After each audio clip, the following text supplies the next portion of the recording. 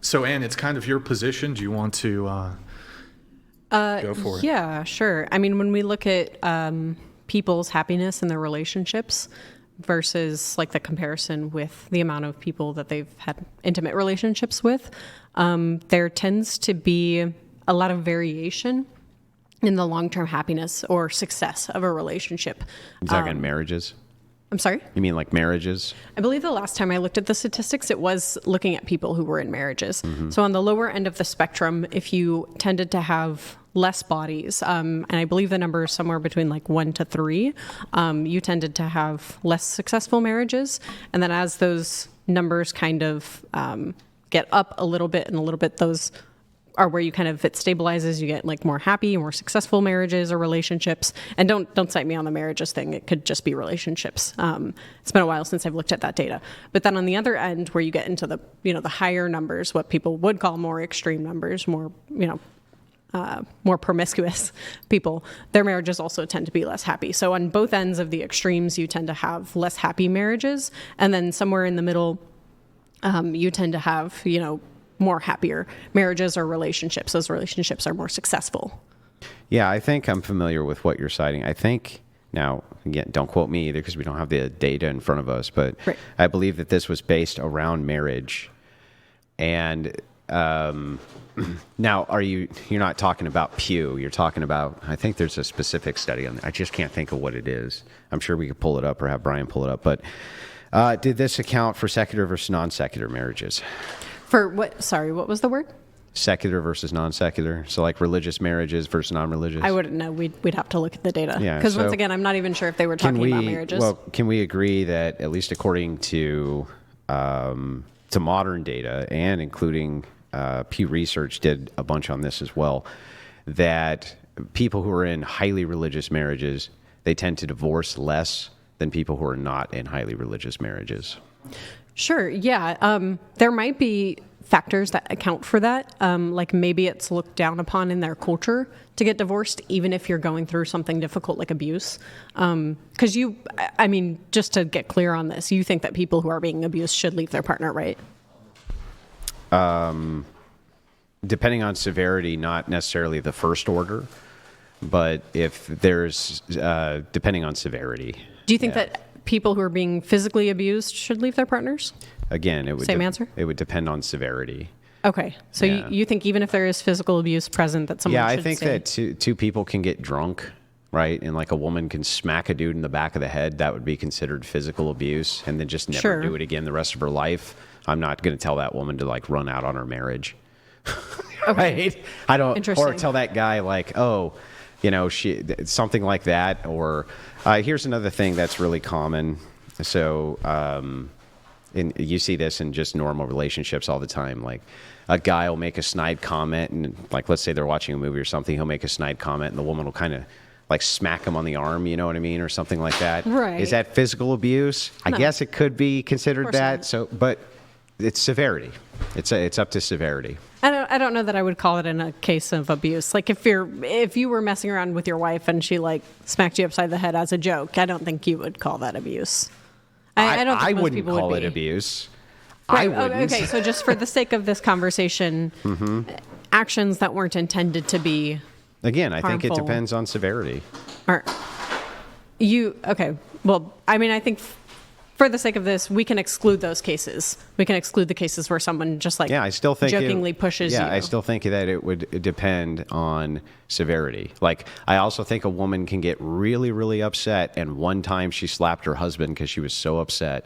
Or let's say she threw a plate across the room and it broke. Okay. Something like that. I think that there's some of these things are pardonable and you can work past them. I don't think that those are necessarily they could be red flags for sure, but I'm not going to tell a person that they need to give up on their marriage over them. Sure. Do you think most cases of abuse are worthy of kind of divorcing your partner? Just out of curiosity. Well, like physical abuse, maybe. What is considered emotional abuse, probably not. Right. We can exclude it to, like persistent emotional abuse would be something you would say you should probably end a relationship over, right? Yeah. Okay. Yeah, that's fine. We can agree there. Persistent emotional abuse, depending on how it's categorized. What do you mean by how it's categorized? Well, it depends on how you would categorize emotional abuse. It's very evasive. Okay, I mean that's fine, but we can just say like you think that the most times when people get divorced over emotional abuse, they're usually talking about those like severe cases, right? Like they're talking about like persistent. No, I'm not. I'm not at all convinced that when people say they're, especially women, that they're getting a divorce based on emotional abuse, that there was anything other than just she just wasn't happy based on other circumstances. They called it emotional abuse because it's such a nebulous term. Okay, that's fine. I might actually be fine with that.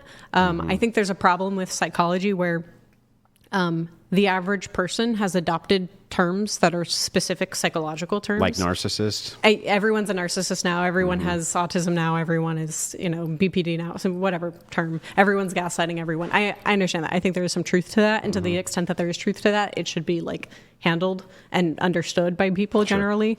But I would say in a lot of cases, that's the case where you have like severe emotional, what you would categorize, we can just use whatever your standard is. For severe emotional abuse. Sure, yeah. Whatever your standard is for severe emotional abuse and severe physical abuse, you would think that would be more likely to be covered up in, let's say, like religious families, right? No, where there's... I don't think it's more likely. In fact, I think that the reason it works is because you're more likely to get help. So because you have an ecclesiastical structure in traditional church functions, you have a community which is there that's able to actually assist inside of these relationships for these problems that come up, whereas a lot of other people don't have resources or they have secular resources. So you think that... Okay, I mean, maybe that's like an empirical claim, once again, because it's kind of hard to just say that like... Oh, well, there's a lot of good evidence for this. So the fact of the matter is that you would just logically agree with this probably, that if you have community which you can turn to for assistance in your marriage, that's probably better than not having a community to turn to for assistance in your marriage.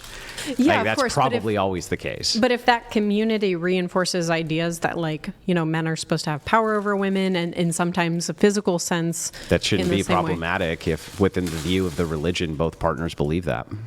Right. Sorry. I'm going to wait for him to do that. Yeah. Sorry. You're like scaring me. I'm like waiting for it. I apologize. It's like someone's popping a balloon. Don't I'm just like waiting. You guys continue. Okay. Sure, there can be these structures, but if these structures reinforce the idea that it's good to stay with your partner no matter what, like there are sects of like Catholics who believe that you should never get divorced. Like it's bad any time that you do it. There are sects of no, that's incorrect. Baptists or Protestants. Catholics are under one single ecclesiastical church authority, and the doctrines are uniform across Catholicism itself, or you're not in communion with the church. So that being the case, their ecclesiastical authority is going to be an unchanging standard from their view. So it's not going to change. It's going to be... And if you're not part of that, you're not part of the Catholic Church. And it would be the same thing with like Orthodox Christians. You would not be a part of this body itself by its own ecclesiastical rules. That's like church politics. I mean, that's fine. You can say that like, okay, well, if Catholics claim this, you'll be all right. That was underwhelming. Okay. I was like... Don't worry, I had my... You like hyped it up too. I had my like, hands on the... He did, so he brought it up. These glasses are real. Please don't test that. Thank you, Ogle. Appreciate it. I'll get you guys Go ahead. Continue. Yeah, thank you. Yeah, but you can boil that down to like church politics. Like they can call them like not real Christians or not real Protestants, not real Catholics, whatever, if they choose to, follow this doctrine that says Protestants that, like, it's okay can do that, yeah. But yeah, I mean, that's fine. You think that there's some like pretty blasphemous or like unorthodox that's Catholics? I'm not even talking about that. I'm just talking about... So not every single church authority has an ecclesiastical or governmental structure. So you violate this structure, you're not a part of this. That's really clear guidelines for what makes you the thing or not the thing. Like we have clear guidelines for what makes us the United States of America. So there are church authorities which have very clear guidelines to what makes you a part of that authority. If you violate it, you're not a part of it. That's... Right. You can say that they're not a part of the head. Like they're not under, that domain anymore. That's fine. But they have all of the other properties that go along with that. No, they don't, or they would be part of the thing itself. I think this is just semantics. No, but it is semantics, but it's really important when we're talking about this because what we're discussing is if you're a part of this religious denomination and it's giving you kind of this bad advice, et cetera, should you be relying on them as a community? And then when you bring up Catholicism as an example, it's like, well, I want to make sure that you're not strawmanning what Catholics believe before you make whatever the empirical claim I'm is. not. I'm just saying you agree that there are some... Yeah. So we'll do a quick cheers. Cheers to Ogle. Ogle, thank you for the Cristal champagne bottle pop. Salud. Salute. Yeah, Cheers. So there are people who still claim that, though. They still claim the church, and then they go against maybe some, typical teachings of the church. That's fine. But okay, when we're so there's looking no at disagreement empirics, there. when they say Catholic, right? You think they're just lying, or you think they're No. confused? When they say Catholic, I'm just saying there's actual specific criteria for what makes you Catholic. Yeah, that's fine. That doesn't change, and none of my argument hinges on that. Like Okay. none of the questioning we're talking Just about hinges clearing on it that. up. Okay, that's fair. But yeah, look. So if these certain sects of Christianity, whether that's Protestantism, whether that's some weird off-brand Catholic that is claiming they're Catholic and you don't really believe that they're Catholic, or they're in fact not Catholic. If those people are in those situations where those ideas are reinforced, that like you should stay together because marriage is holy, you shouldn't violate marriage, you should uphold these like beliefs about staying together for kids, like that maybe their religion promotes like nuclear families, and so they hold that above like severe physical abuse. Like you think that that's wrong, and you think that that's probably more likely that they'll stay together. I think it's unlikely that you're going to find any mainstream church denominations which uphold abusive relationships.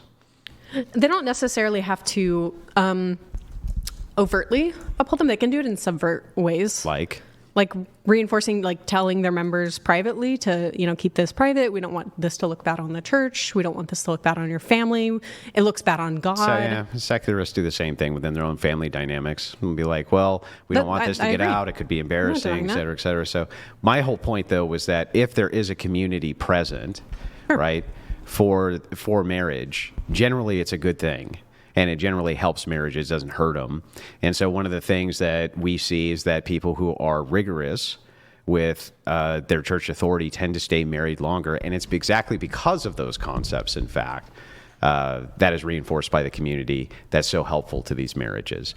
Right, but there could be concepts in the community like, no matter what, it's still bad to divorce your partner, even if they're abusing you, because it goes against God's will, because it goes against XYZ, insert whatever religious reason that they want to give. So gathering data on that is going to be really hard. That's the only point that I'm making here. Is like gathering data on whether or not they're actually having a happy, but gathering non-abusive... gathering data on almost anything is really hard. There's some instances where it's exceptionally hard, and that is one of the cases. Yeah, I'm not sure if that's one of the cases. Like when we're talking about, there's exceptional record keeping kept, especially by like Catholic churches. It's so exceptional, in fact, that they kept all the records of like the abuses that happen with underage kids and this kind of thing, right?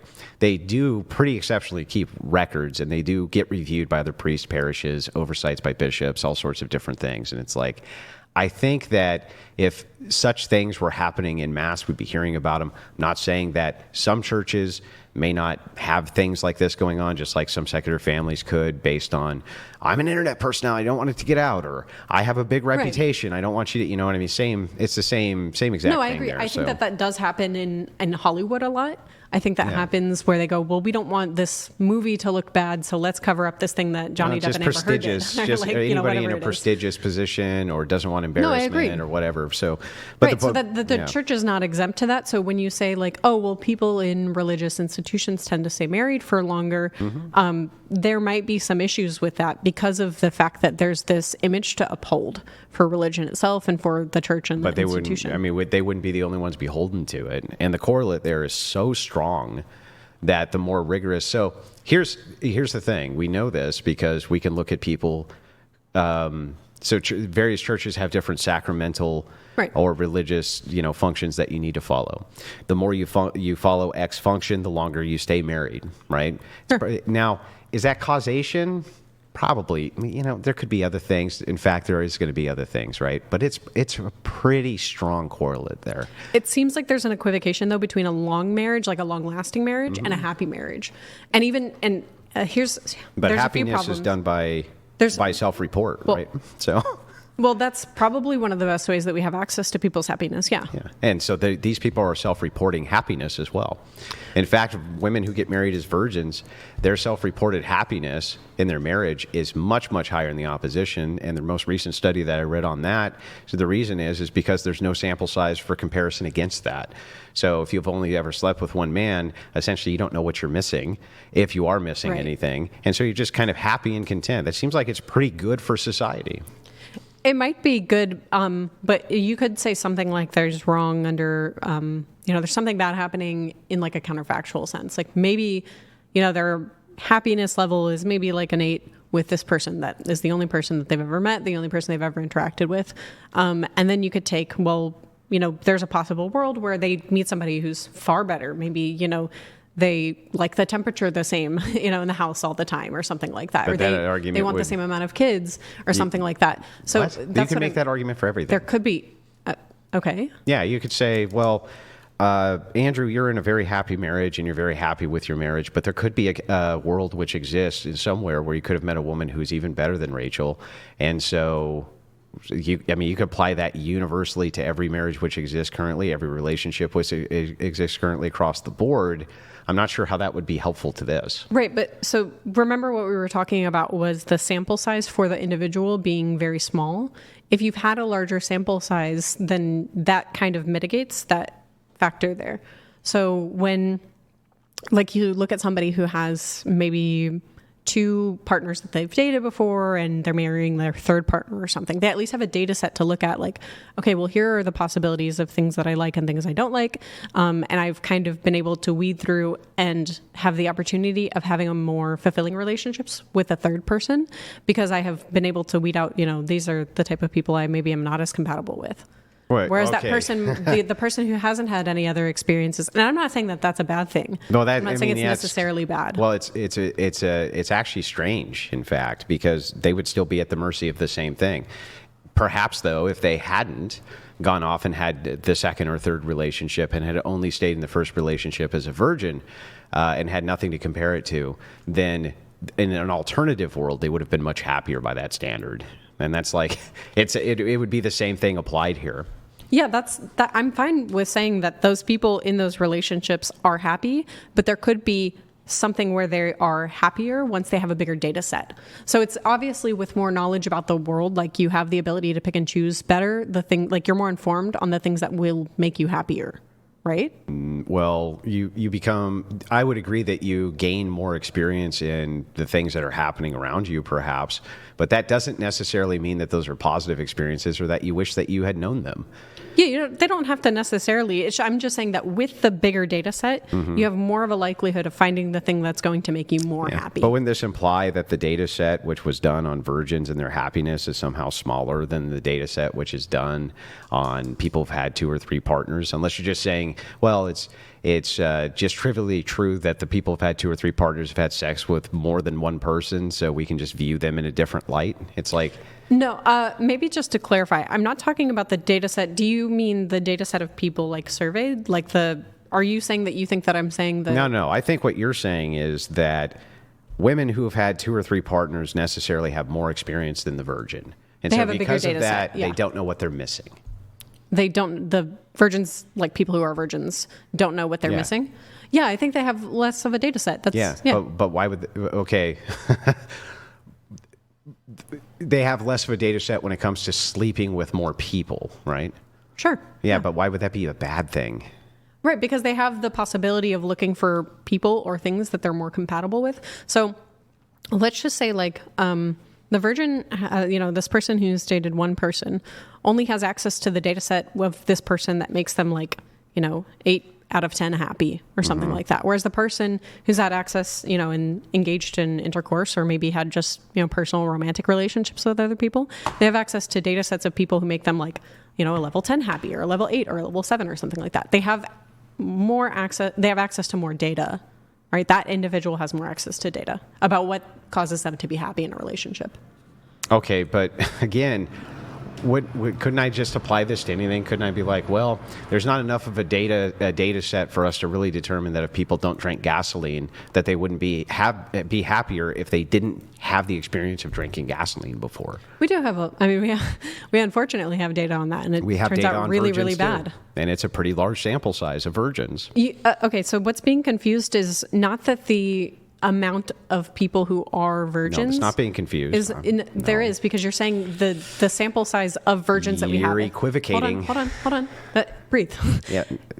You're saying right now that the amount of virgins that we have is less. I'm not saying that. We could have 50 virgins and 50 people who have had sexual experiences. I know you're not saying that. What you just got done saying was what we do understand the correlation between gasoline and people's happiness. And it's like, okay, but we do understand the correlation between virginity and virgin's happiness in marriage. It's the same thing back and forth. What would be the experience differential there? Why shouldn't I go drink gasoline to know that drinking gasoline, it probably isn't going to make me happy? Okay, so let's get this clear first. I will say this, the person who decides to go drink gasoline, let's just say you have two people, one who has never drank gasoline, the other person is going to. Both of them have the same knowledge about the facts about what that would do to them. But there's also, some like non-zero probability that they could live a happy life and love drinking gasoline. And that's, their thing. Which there are people, I guess, who do. But anyway, there go are ahead. freaks. But yeah, look, so these people, the person who did in fact drink the gasoline, and regardless of whether or not the outcome was good, if they hated it, if they loved it, whatever, that person does in fact, whether that's for the worse or better, have a bigger data set to go off of. Do you agree with that? Sure. Yeah. But should they do it? Should they? No, obviously not. Because well, then we're back to this. We know about the significant negative outcomes of that. I would just make the same argument back for this, that if they shouldn't drink gasoline because we know that there's significant bad outcomes for that, but your argument for they should have more than one sexual partner, even though we know the negative outcomes for that, and you say, but there's a possibility that they just don't know what they're missing, I could just make the same argument with gasoline. Well, just to be clear, because going back to the prompt wasn't that people should have multiple partners. The prompt is more so about, and maybe you can read it back specifically, but it was about the fact that if you're looking for a partner, the main concern shouldn't be the amount of partners that person has. I don't think it's a main concern. The prompt was, you shouldn't care about body count if you want a relationship. Yeah, shouldn't. Right, and by that I mean that shouldn't be your main concern. I mean, I'm allowed to clarify, right? Sure. Okay, sure. I think that's totally fair. So, so you're not actually saying that shouldn't be a factor. That in no case you should ever care. Yeah, no, you should care in some cases. Of course. Yeah, like, so if it is the case that I have good evidence to support that a woman staying a virgin, right, and she's religious, like, for instance, let me give you an example. If you're a religious man, right, and you would have certain virtues which are attributed to your religion. Sure. One of which could be to marry a woman who's virtuous, and a sign of chastity. A sign of virtue could be chastity. That's in Christianity, for instance. Chastity is overwhelmingly large when it comes to the idea of virtue. So you would think men like that actually should be selecting for body count, right? They should if the person isn't currently acting in that way. So the problem that you run into here is, like, obviously people who were prior atheists can be reformed. They can find Christianity, they can find God. Totally agree. And maybe they've had some, harlot past where they've gone out and they've slept with 50 men and done all these terrible things and extorted people and all sorts of things. Mm-hmm. But when that person, and maybe this could end up being like a semantic thing, but when that person, comes to the faith and they find God, that body count still exists, right? Unless you think that it doesn't. It still does. Right. So you agree that there could be a perfectly suitable partner for a man who is a Christian, right? And one of the things that happened to be in her past was that, she had all of these sexual partners, but now she has, found Christ. Mm-hmm. So in that case, it wouldn't be right for him to consider that if she's changed. Yeah, no, it would be totally right for him to consider it. Why would he consider that? Because if it would still show a pattern of not upholding the same virtues he's looking for. In the past, but not currently. But if she's currently upholding those values. Well, your past behavior is generally a really good indication of your future behavior. Yeah, that's perfectly fine to say. But if he has really good overriding evidence that she will never do that again, that she, will go forward and be... I don't know what evidence he could have for that. Let's just say he has some evidence, regardless. Yeah, but if he has that evidence. Yeah, if you were to say, like, he had a crystal ball in front of him, right, and he could see the whole future, sure, I wouldn't dispute that. But that would be baked. That would be baked into the fact of knowledge itself. He has pre-existing knowledge this will not happen, or some really overwhelmingly good, compelling evidence it wouldn't. But absent that, which I would argue in most cases they wouldn't have, then it would show a pattern of behavior against the same virtues he's looking for, where he could select for somebody who's upheld those virtues. There's also, so that's fine to say that if he has reason to believe that she'll still engage in those behaviors, regardless of whether or not she's in a committed relationship with him, that's a kind of separate question, but an adjacent question. Because the question is she going to be promiscuous in this relationship? Presumably, like if you take somebody who has like a large body count, they're usually not in relationships with those people. No, it's not. Well, unless you disagree. I dispute the premise here a bit. I'm going to quibble a little bit, but I think I'm fine quibbling on this point. Okay. So my quibble is it's not really necessarily even a sign that she will be promiscuous, though I think it's there. Only a sign that she's perhaps not upholding virtues. She doesn't have a pattern of upholding virtues. So I think that, like any behavior, like if you're a practicing Christian or a practicing Muslim, let's say, they hold set values for what virtues are. And just sure. Like language, communication, and all forms of different habits which are formed in people, they're done by exercising them over and over and over again. So if you're a person who is high in virtue, you're probably consistently exercising virtues as part of your habit, right? You're stopping on let's give a stupid example, like you're always stopping on the side of the road to help people, or you're always, you know what I mean? That becomes habit after a while. After a while, you almost can't help but pull off on the side of the road to help somebody because it's so habitually built up in you. So I think that for them, this could be a great red flag sign that, wait, these habits, these virtue habits aren't really formed yet, especially if you're a new Christian, right? Or you just came to Christ in this sense. These habits haven't even had a chance to flower yet. And if you could select for somebody who's upheld them, why wouldn't you do that? Right. So then it's not the necessarily body count thing. It's more so about whether or not the trend that happened in the past will continue, and whether or not that person will adopt to the virtues that you have. It is body count, though, because body count would be the virtue which is being broken. Right, but they're breaking that when they're not a Catholic or not a Christian, right? So it's kind of like you're saying, like, okay, well, I want to hold you to the standard of this religion where we have these specific virtues, but I'm going to hold your past self who's not involved in that religion to that standard. And that doesn't quite make sense. So there could be, and I think in most cases, probably, when you look at people who come to Catholicism or to the church in general, and they say, hey, I'm reformed, I want to get my life turned around, I want to stop drinking, I want to stop partying, whatever, XYZ, that you would find to be like vices. I think that it's probably likely that that person should take that as a strong consideration into the relationship. You didn't actually give a reason for why that doesn't quite make sense, though. You said that doesn't quite make sense, but then you gave a reason that actually still makes sense. You can indeed hold people to your ethical worldview and ethical standard even before they adopted it. And you can say, based on the pattern of behavior pre-adopting my standard, you did not uphold to it, so I have good reason to believe you will not in the future, at least as of right now, until otherwise demonstrated, like we would do with all pattern recognition behavior. Yeah, that's fair. So what I'm saying here is that there's overriding considerations. I'm saying that, like, if you talk to a person, which I would assume this would be the case in, like, the courting sense, you typically don't just, like, have someone be your girlfriend the next day, especially not in, like, religious traditions. Mm-hmm. It's typically that, you get to know the person first.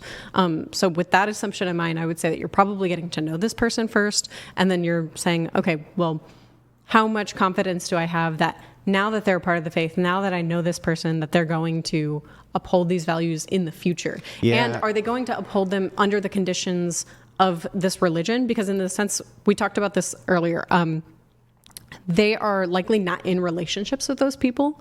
So what you're asking is, are you going to stay in a relationship with the person that you're like sexually active with or something like that? And right? you have good reason to believe at that point, perhaps not. Sure, you might have that as a consideration. Sure. But the consideration of like in the Catholic faith, like I said, you don't get into a relationship with somebody the next day. So it's likely for the average person and for Catholics, I would say. Yeah, but you see that there's a fundamental flaw there, which is, yeah, that's true. You don't get into relationships with them the next day, but this would give you good cause to not ever get into the relationship at all. This is the problem, right? It's like after you've gotten to know the person? No. Sorry. You're not giving a chance to even know the person because you just go, okay, because I'm a pattern recognition machine, right? This isn't what I'm looking for because there's too much potential for X based on how many of these virtues that you have routinely broken, right? And so I don't want to waste my time with you developing good habits for virtues again or something like this. They have good cause to just pass those women up completely. Well, those women have a reason to follow the virtues now, whereas they might not have when they were atheists. So yeah, but something. Well, oh, sorry. Go ahead. That's kind of like saying you never gave me a reason for riding my bike being wrong, and then sudden of all I adopt this religion where riding my bike is wrong. Well, obviously I'm going to have a pattern of doing very wrong things under this religion, but once I adopt this religion, I now have a reason to adhere to that. So those women do have a reason to adhere to that. Yeah, but the reasons can't. The problem with that argument is that the reasons can be as superficial as I want to buy a new reputation. Example, let's say you're an OnlyFans model and you decide that you don't want the societal or social stigma that comes with that anymore. And one venue that you've seen other women successfully have this stigma kind of removed from them is by converting to a certain religious sect. Inside of that religious sect, then they're essentially using that now as some type of purpose to buy a new reputation, whether they actually believe in the dogmas of it or the virtues of it or not. Right, but you would say that I'm not disputing that. I'm not disputing that people don't, go around, make mistakes, and then want to rebrand themselves and it's constant, right? Be perceived in a particular way. Of course, people want to be perceived in specific ways all the time. Agreed. What I am saying though is that if a Catholic were to meet someone else in the Catholic tradition, they would have overriding reasons not to consider body count so strongly because they know that this person has now adopted the Catholic faith, or at least they have good reason to believe so. I mean, I would assume that you don't just go around thinking people are just lying, or well, you would think you have a good reason to believe. Well, inside of religions, Christianity particularly, we have various ways of testing what we would call perhaps the fruits of the Spirit or the sins of the flesh or various things like that. Within Orthodoxy, for instance, the example is all sin, right? Like let's say you have that cup. Let's say sins could be considered, I guess, equivalent to each other in badness.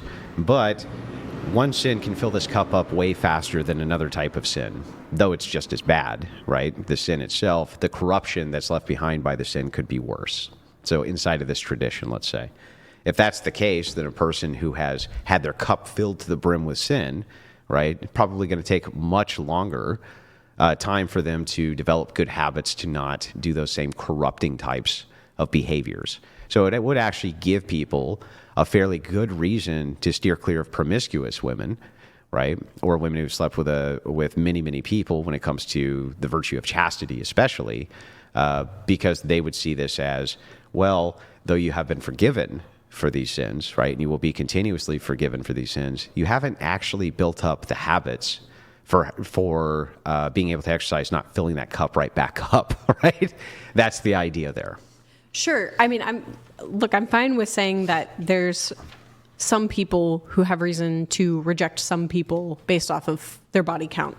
Now, whether or not that's on so body count matters. Value in some scenarios, maybe this is probably a miscommunication thing or a kind of like what we talked about before, where people, when they say things, they usually don't make universal statements. That's true.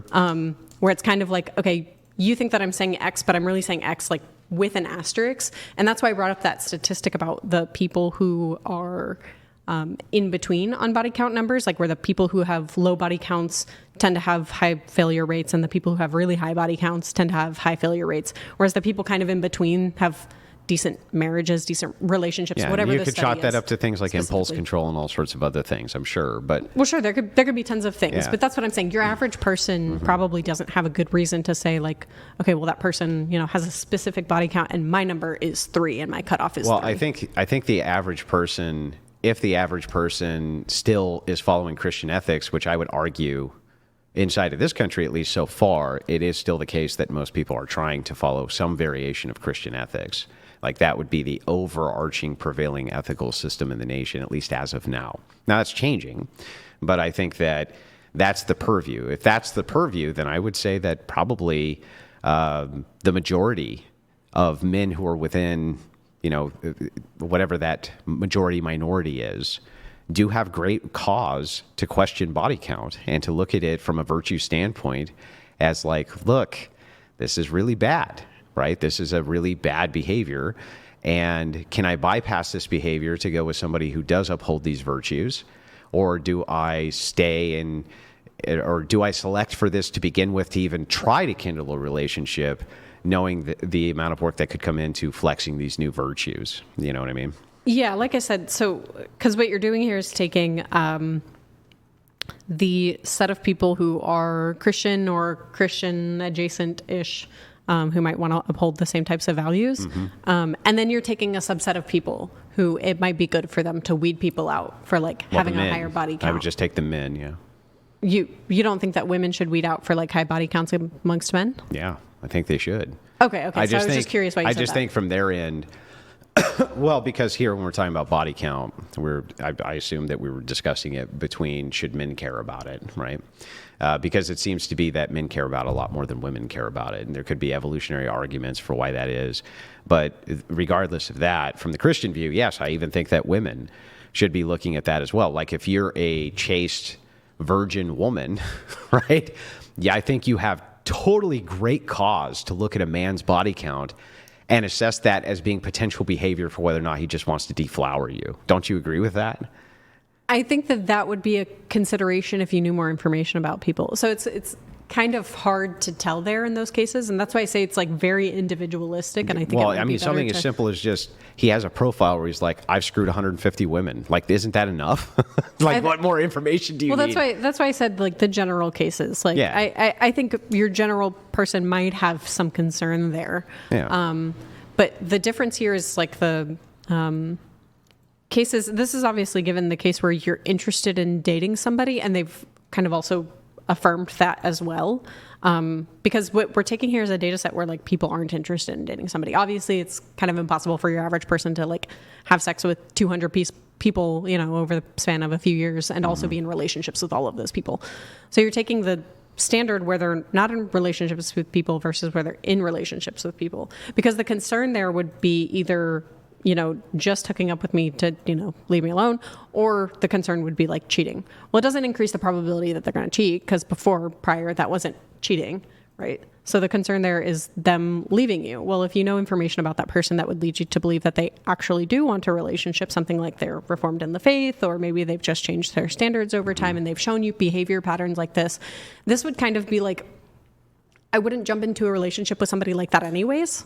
So why would I, and like that, I don't mean body count wise. I mean, like, I wouldn't jump into a relationship in that manner. So why would I like jump into them like without knowing their body count? That kind of thing would come later after I already know that person has an interest. Why select for them anyway? Why select for if other options are available for women who have a lower body count, thus at least giving an immediate demonstration that they uphold at least some of the chastity virtue.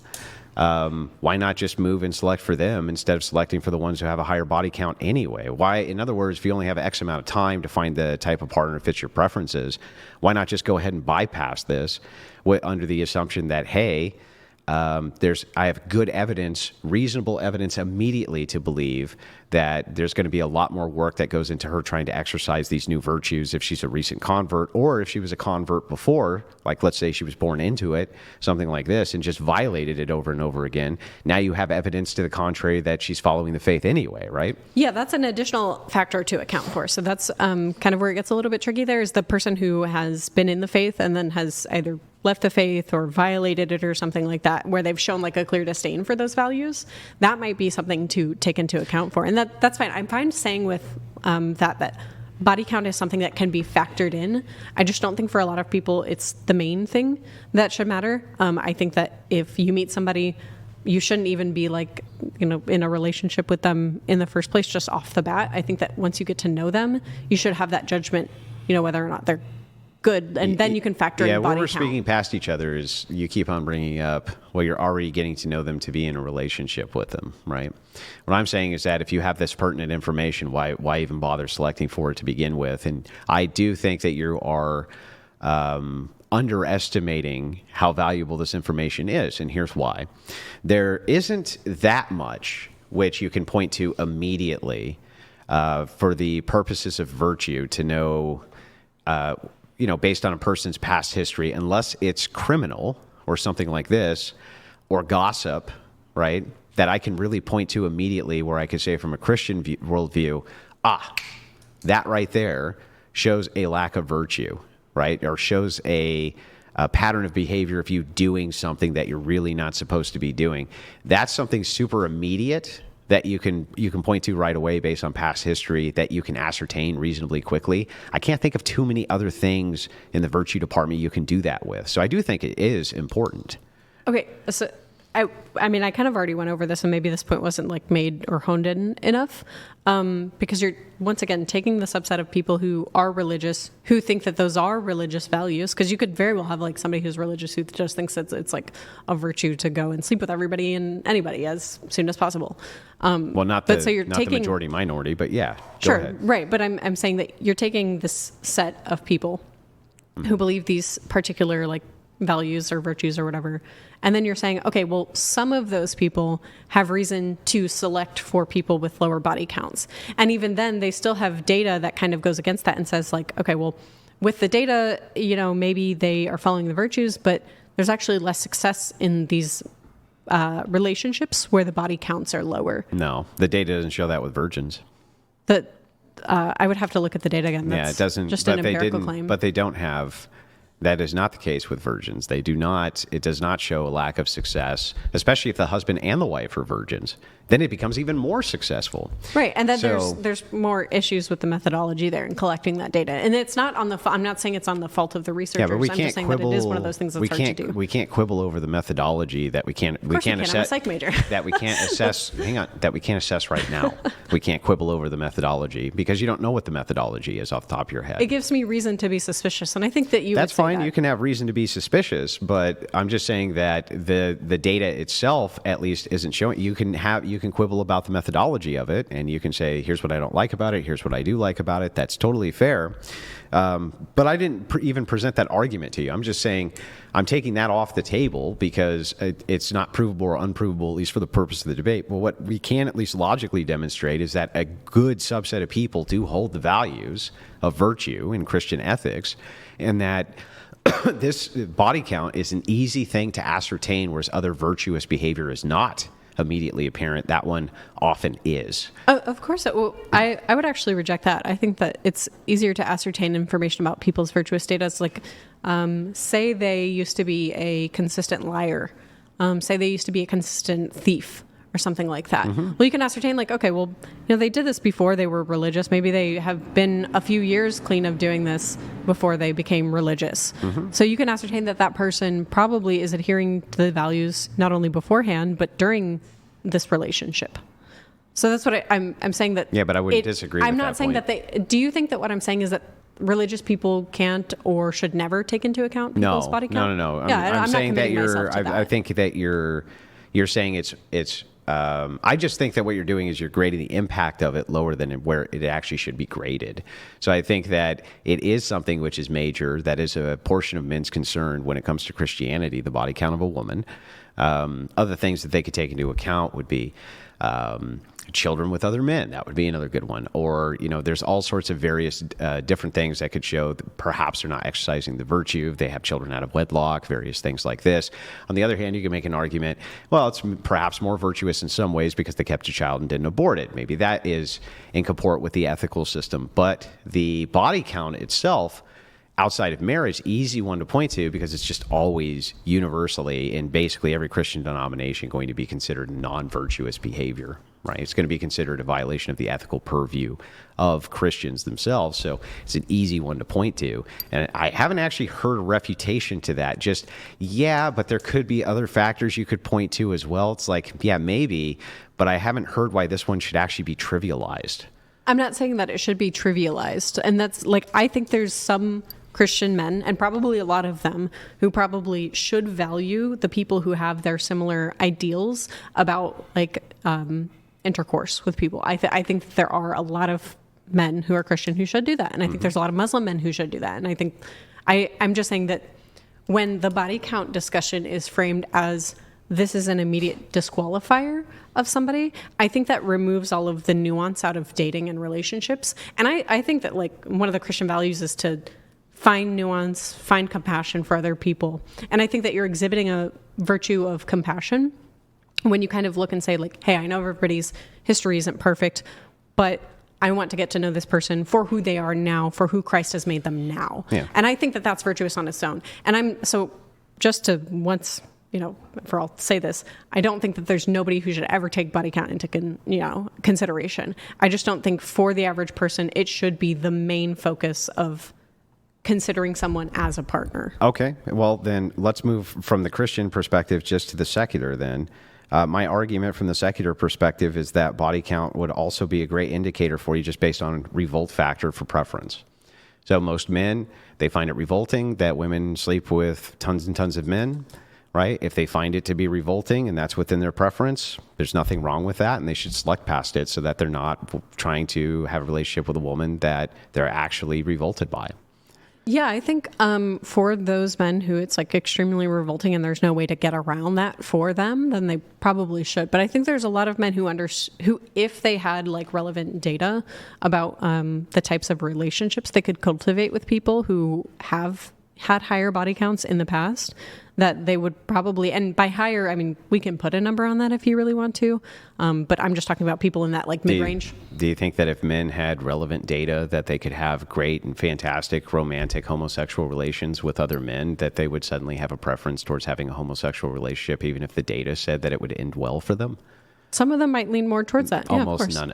You really think that men would go, I'm totally straight and attracted to women, but now that I see that I could have a bigger house and a pool if I become a homosexual, I'm going to suddenly start having gay. So you really think that?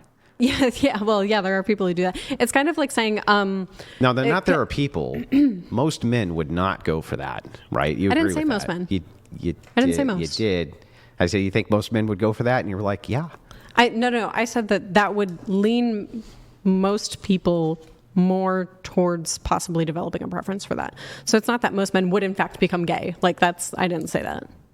Or even engage in homosexuality. I mean, if they find homosexuality revolting, there's no amount of data that you're going to show them where they're like, oh, well, now that I see that I could get a bigger pool, the act of gay sex is less revolting to me, right? I think, have you ever heard the phrase $20 is $20? I mean, come on. I think people genuinely... That's literally making fun of degenerates. Do you say that because it's making fun of degenerates? You don't think there's actually people... I mean, there's a whole, there's actually a wonderful sociologist, and I will shout out Dr. Jenny Stuber for doing a presentation on this. There are people who will go gay for pay. Yeah, absolutely. People are incentivized to do things when they realize that there's positive outcomes for them. Yeah, there are some, I would never put it in a monolith, that there could be some men, like for instance in the adult porn industry, there's men who have, gays who are apparently straight, according to what they say, right? Yeah. They have to have fluffers though come in and get them to the point where they can do it, because they can't do it on their own, right? Because they have zero traction there. A lot of them even can find it revolting. Do I think that there are some men who would sell out for this? Sure. But that was never a dispute. Yeah. I'm just saying overwhelmingly, no, you're not going to be able to change men's mind by saying, well, this could be a positive romantic outlook that you now have, or you could have a wonderful life with a man of the same sex if you find it revolting. That's not going to change most of their minds. Do you think most men at least and I mean the overwhelming majority, like I would say like 99.9% or higher, you're not going to change their minds.